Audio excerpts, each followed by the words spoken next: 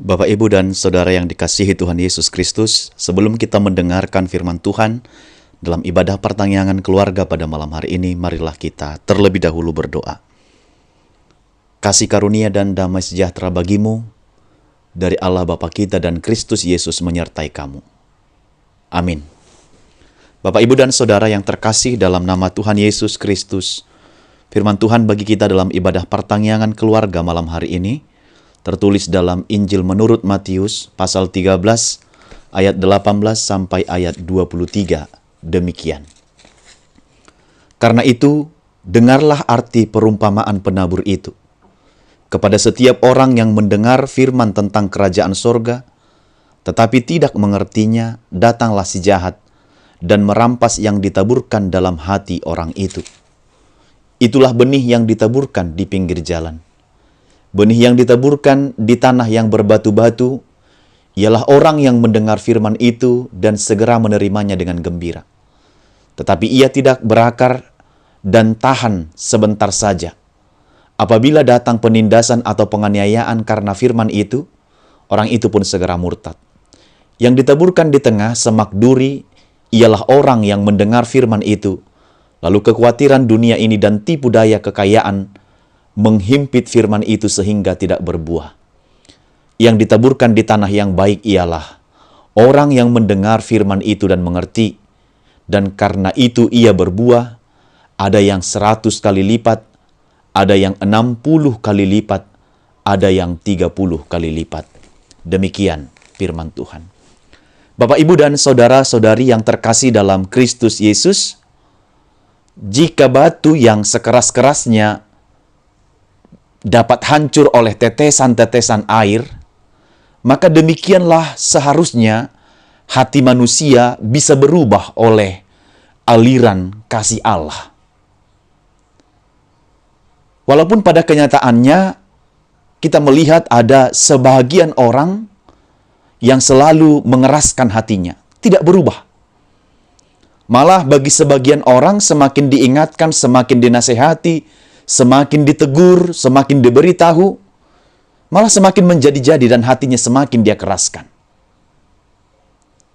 Lalu, bagaimanakah sebenarnya hati kita? Bersedia menerima setiap nasihat, teguran, peringatan, dan yang baik dari orang lain atau bahkan dari firman Tuhan. Maka melalui firman Tuhan pada malam hari ini, dijelaskan bagaimana hati orang-orang yang mendengar firman itu. Dan di mana ia menempatkan firman yang ia dengarkan itu. Jika kita selalu mendengarkan firman Tuhan, bagaimanakah kita mendengar firman itu dan di manakah kita menempatkan firman itu dengan baik. Dalam firman Tuhan malam ini, Tuhan Yesus menjelaskan perumpamaan tentang penabur kepada murid-muridnya. Untuk menjelaskan bagaimana orang-orang pewaris kerajaan sorga itu kelak. Itu dilihat dari bagaimana ia percaya dan menempatkan firman yang ia dengarkan. Bagaimana orang-orang pewaris kerajaan sorga itu kelak, itu bisa dilihat dengan bagaimana dia mendengarkan setiap firman Tuhan, dan di manakah ia, serta bagaimana ia menempatkannya dalam kehidupannya sehari-hari.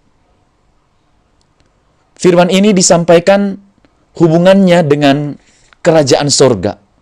Digambarkan dalam 3 hal, yaitu yang pertama penabur, yang kedua benih, dan yang ketiga tanah. Maka di sini penabur yang menaburkan benih itu digambarkan seperti orang yang menaburkan firman Tuhan. Dan benih yang jatuh ke tanah itu digambarkan firman tentang kerajaan sorga yang masuk ke dalam hati manusia. Maka firman yang ditaburkan itu dalam perumpamaan ini bagaikan benih. Kita melihat ada 4 jenis kemana benih itu akan ditabur. Yang pertama adalah benih yang ditaburkan di pinggir jalan. Ini adalah orang-orang dengan gambaran mendengar firman Tuhan, tetapi dia tidak menyimpannya dengan baik dalam hatinya.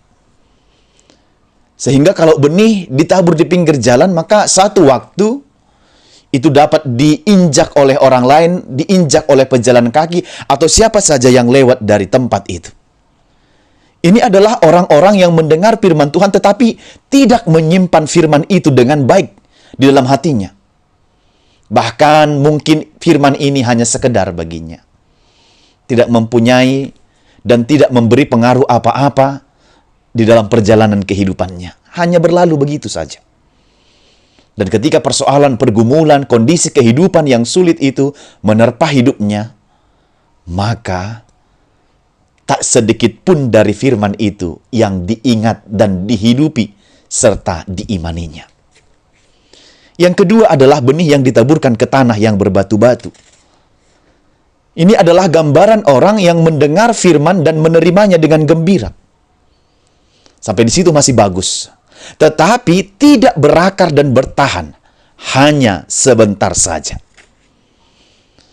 Maka apabila datang penindasan dan penganiayaan karena firman itu, orang itu segera akan murtad. Inilah gambaran orang-orang yang menempatkan firman itu seperti benih yang ditaburkan ke tanah yang berbatu-batu.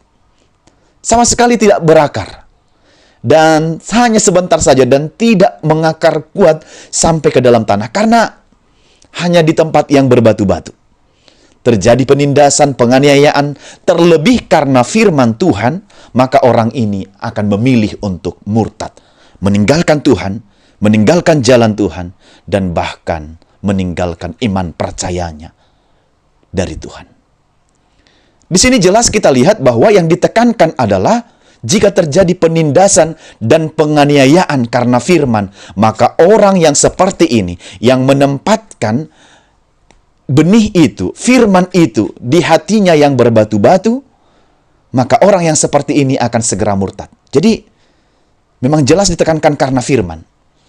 Namun, bukan tidak banyak orang, bukan karena persoalan firman pun, bukan karena persoalan karena iman percaya pun, yang mungkin sangat begitu sulit dihadapi, atau mungkin dianiaya oleh orang lain, tapi bukan tidak banyak orang Kristen yang akhirnya murtad, meninggalkan jalan yang benar, meninggalkan Yesus itu, mungkin karena cinta, mungkin karena pekerjaan, mungkin karena tawaran posisi dan jabatan, bukan karena firman, atau lebih parah lagi itu karena ukuran-ukuran dan pencapaian-pencapaian duniawi yang ditargetkannya dalam hidupnya.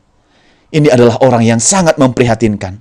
Berarti firman yang dia dengarkan selama ini, khotbah yang dia dengarkan selama ini, tidak pernah menancap dan mengakar kuat di dalam hatinya, hanya mengalir begitu saja tanpa memberikan dan mengubah hati dan pikirannya. Yang ketiga adalah benih yang ditaburkan di tengah semak duri. Ini adalah gambaran orang yang mendengar firman itu, lalu kekhawatiran dunia ini dan tipu daya kekayaan menghimpit firman itu sehingga tidak berbuah. Gambaran yang ketiga ini adalah gambaran orang yang mendengar, tetapi kekhawatiran dunia ini, khawatir akan hari esok, khawatir akan apa yang dia makan, khawatir akan pekerjaannya, khawatir akan apa pencapaiannya, khawatir tentang semua yang akan terjadi dalam hidupnya. Kalau aku bekerja mungkin aku akan mendapat ini, ketimbang aku harus tekun mengikuti peribadahan di gereja, maka tidak terlalu penting itu bagiku. Lalu orang-orang yang juga ikut gemar melakukan tipu daya terhadap orang lain, yang bermaksud menjadi kaya secara harta duniawi, tetapi miskin secara rohani. Sehingga semua itu, apa yang saya sebutkan tadi, menghimpit kehidupannya, maka imannya tidak akan pernah bertumbuh kapanpun. Karena apa? Karena firman itu ditaburkan di tengah benih itu, seperti ditaburkan di tengah semak duri. Banyak hal-hal duniawi yang menghimpitnya sehingga tidak bisa berkembang. Banyak pikiran-pikiran duniawi yang ada di dalam hatinya serta pikirannya yang membuatnya tidak akan pernah menjadi bertumbuh. Terlalu fokus dan orientasinya adalah ukuran-ukuran dunia. Itulah gambaran yang ketiga ini. Dan yang terakhir, yang keempat adalah benih yang ditaburkan di tanah yang baik. Ini adalah gambaran orang yang mendengar firman itu dan mengerti, lalu ia berbuah. Di firman ini dikatakan 100 kali lipat, 60 kali lipat, dan 30 kali lipat. Maka ini adalah gambaran orang-orang yang mendengarkan firman Tuhan. Dimengerti, diimaninya, dipahaminya, dihidupinya, diaminkannya, sehingga dia terus berbuah. Bahkan buahnya begitu sangat lebat dan tidak akan pernah berhenti berbuah. Jadi buahnya konsisten terus, tidak musiman. Kondisi apapun yang terjadi di tengah kehidupan, sesulit apapun pergumulan karena ekonomi, sesulit apapun pergumulan di tengah keluarga, sesulit apapun kondisi yang sedang menghimpit kehidupannya, maka dia terus berbuah. Karena apa? Karena hatinya itu adalah lahan yang subur, tempat firman atau tempat benih itu bertumbuh. Maka itulah sebabnya kita harus menjadikan hati kita ini menjadi tempat dan lahan yang subur, tempat dari benih-benih itu ditaburkan, sehingga iman kita bertumbuh terus di dalam Kristus. Kalau kita kembali ke ayat 19 untuk memahami firman ini, dikatakan, kepada setiap orang yang mendengar firman tentang kerajaan sorga, tetapi tidak mengertinya, datanglah si jahat merampas yang ditaburkan dalam hati orang itu. Jadi sebenarnya dalam Injil Matius ini penekanannya lebih jelas. Berbeda dengan kedua Injil lain, yaitu Markus dan Lukas, di situ hanya disebut orang yang mendengar. Sementara dalam Injil Matius ini, orang yang menempatkannya di dalam hatinya. Setelah dia dengar dan ditempatkan di dalam hatinya, maka siapapun orangnya yang mau mendengar, menerima, dan melakukan firman itu, pertama-tama harus menempatkannya di dalam hatinya. Maka firman itu harus ditempatkan di dalam hati. Jadi, antara di sini, Injil Matius dibanding dengan Markus dan Lukas, antara hati dan telinga. Hati, telinga mendengar. Itu di Injil Markus dan Lukas. Jadi sebenarnya penekanan dalam Matius ini sangat lebih jelas. Firman itu tidak hanya didengar, tetapi harus sampai menjangkau, sampai ke dalam hati. Dan firman yang kita dengar itu harus ditempatkan di dalam hati yang terbaik, supaya tidak dirampas oleh si jahat. Jika firman itu sudah kita tempatkan di hati kita sebagai tempat, sebagai tanah yang subur, maka firman itu akan bekerja menghasilkan buah-buah yang lebat. 160, 30 kali lipat. Maka buahnya itu tidak akan pernah musiman, selalu berbuah di tengah kondisi, situasi, dan keadaan sesulit apapun, dan di kondisi sebahagia apapun kehidupan ini. Maka ingatlah, kalau tidak disimpan dan bertumbuh baik di dalam hati firman itu, si jahat akan mengintip dan akan selalu datang untuk merampas firman yang kita dengarkan, yang kita terima itu. Maka hati-hatilah menyimpan firman itu di dalam hatimu, supaya tidak dirampas oleh si jahat, supaya tidak dirampas oleh si iblis, dan supaya tidak dirampas oleh setan. Maka firman yang kita dengar, itu sebabnya dikatakan tidak boleh seperti istilah masuk dari telinga kanan dan keluar dari telinga kiri. Jangan hanya sebagai pendengar saja, tetapi jadilah orang-orang pelaku firman Tuhan. Masukkan segera dalam hatimu, maka firman itu di dalam roh akan bekerja, menghasilkan buah-buah yang baik di dalam kehidupan kita dan kehidupan banyak orang. Maka si jahat tidak akan dapat merampasnya. Maka melalui firman ini saya menekankan paling sedikit 3 hal. Yang pertama, pastikan telinga kita mendengar firman dengan benar. Lalu tempatkanlah pada hati kita dan biarkan mengakar kuat. Maka apapun yang datang, persoalan, pergumulan, kesulitan, penyakit, dan apapun itu dapat kita hadapi dengan mengandalkan Tuhan dan firman-Nya yang sudah mengakar kuat di dalam hati kita. Maka kita bukan orang-orang yang gampang jatuh di tengah pergumulan masalah kehidupan yang berat. Yang kedua, firman yang ditanam di tanah yang baik, di hati kita, akan menghasilkan panen yang berkelimpahan. Itu artinya adalah kita akan menikmati buah-buah iman kita. Kita akan diuntungkan dengan iman kita yang benar kepada Tuhan, maka buah-buah itu akan mengeluarkan buah-buah yang baik, buah-buah ketekunan. Dan buahnya itu akan konsisten, dan orang lain juga akan menikmati buah-buah yang kita hasilkan di dalam kehidupan kita. Itu artinya kebaikan yang kita peroleh tidak hanya dinikmati oleh diri kita sendiri, tetapi juga menjadi berkat bagi banyak orang.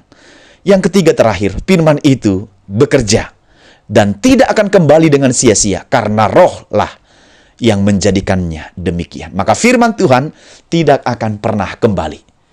Tapi terkadang hati manusialah yang keras, yang kadang menolak firman itu, bertentangan firman itu di hatinya karena tidak sesuai dengan apa yang dia pikirkan, dia harapkan, berbeda dengan doa-doanya, sehingga dia katakan firman itu tidak berbuah dan tidak bekerja. Padahal sebenarnya firman Tuhan tidak akan pernah kembali sebelum ia bekerja dan melakukan apa yang dikehendaki oleh Bapa. Tuhan Yesus memberkati. Amin. Kita berdoa. Bapa dalam sorga, kami bersyukur dan berterima kasih menerima firman-Mu pada malam hari ini, mengajarkan kami untuk tetap hidup di dalam firman Tuhan, sebab firman Tuhan adalah ya dan amin, kekal sampai selama-lamanya. Sertai kami, agar kami menempatkan firman Tuhan di tempat hati kami yang terbaik, seperti benih yang ditaburkan di tanah yang baik itu. Demikian hati kami menerima setiap firman Tuhan. Dan apapun yang terjadi, pergumulan, persoalan, masalah seberat apapun, kami dapat melaluinya karena Tuhan bersama-sama dengan kami dan firman-Mu ada dalam hidup kami.